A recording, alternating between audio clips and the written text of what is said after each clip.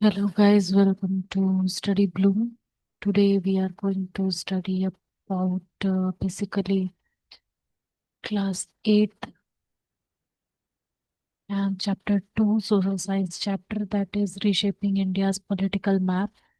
So we will discuss the basics as well as advancing related to this chapter.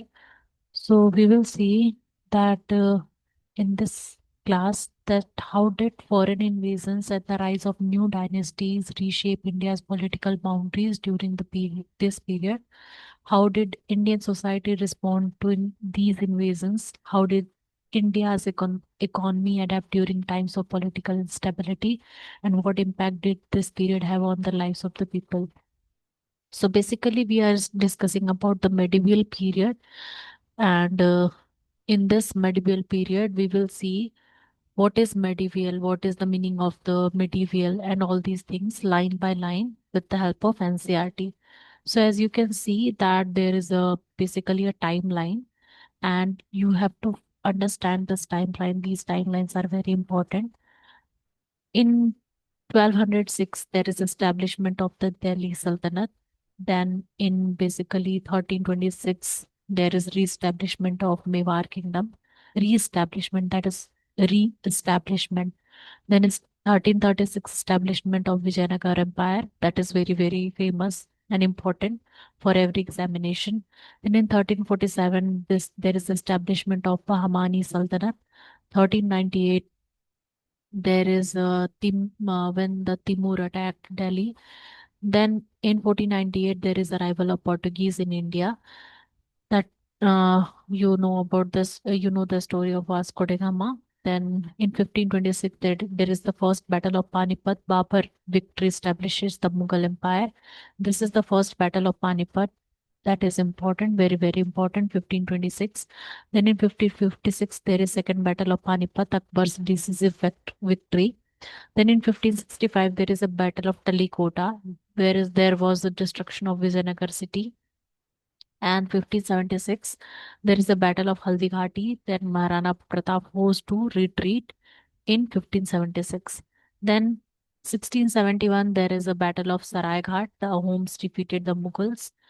In 1699, formation of Khalsa by Guru Gobind Singh.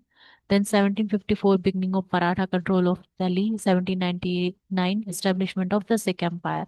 So we have seen the timeline. That is very important. Although we will discuss each and everything in detail, but first of all, it was a brief introduction about the chapter what we will see with different dynasty, which different dynasty we will discuss here.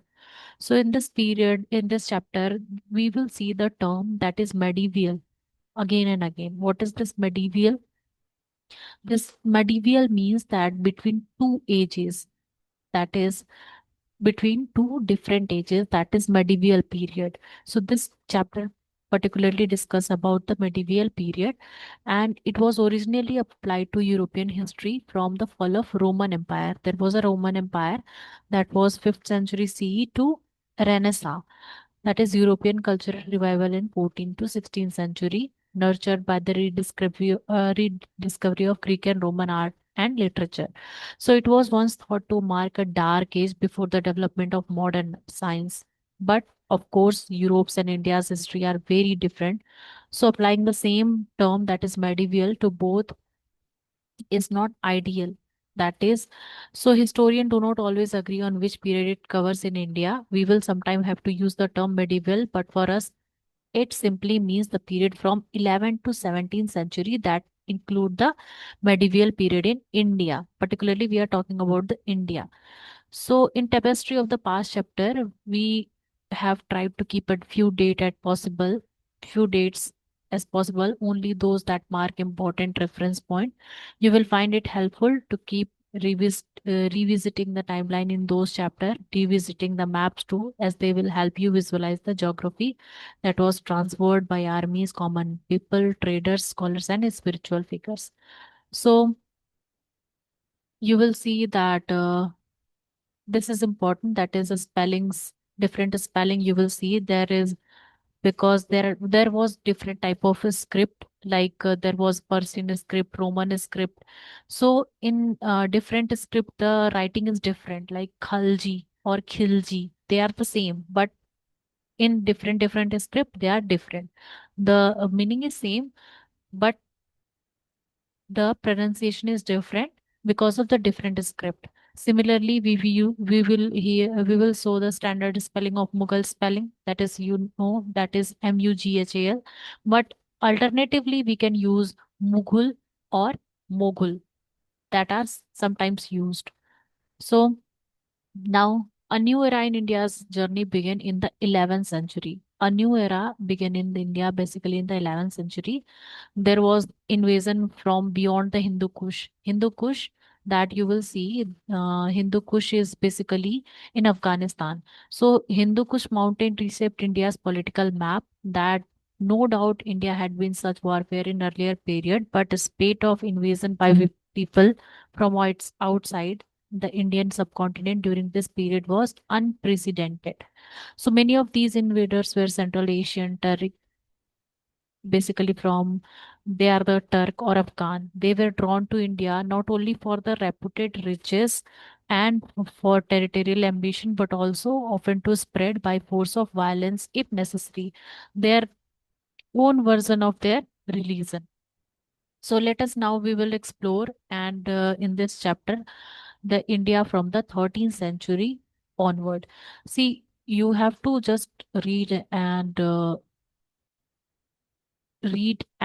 basically carefully see the different maps of India. That see here the map is basically comparison of the territories under the Tughlaq and the Lodhis 13th to 15th century and the regional power in the south and east. So you can see this is the Delhi. This is Gwalior, Jaunpur. These are the different territory. These are the different what? These are the different territory and under Tughlaq and Lodhi's dynasty, like Belur, Madurai, Halibedu, and Daulatabad, Jajnagar, Junagadh. So we will discuss about them in detail. So you have to just see each and everything in detail, and you have to understand that in which century different territories or dynasties were there, like Tughlaq and Lodhis, that is 13th to 15th century regional power. They were the regional power in south and east. Then you have seen the Qutub Minar, the famous Qutub Minar of Delhi.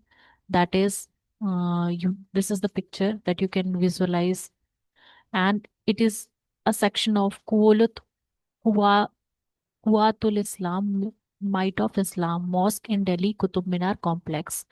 So its construction began in Qutubuddin Aibak's time. Qutubuddin the just started the construction of Qutub Minar in 13th century, but was completed by later Sultan. An inscription state that material from 27 destroyed Hindu and Jain temple were used in the construction, such of which can be seen here. The material that can be used that were used in these Qutub Minar and this Might of Islam Mosque in Delhi Qutub Minar complex. Actually, there was a saying that the after destroying different Hindu and Jain temple, the construction parts were taken and used in this Qutub Minar and different Quwatul Islam mosque. Now, rise and fall of the Delhi Sultanate.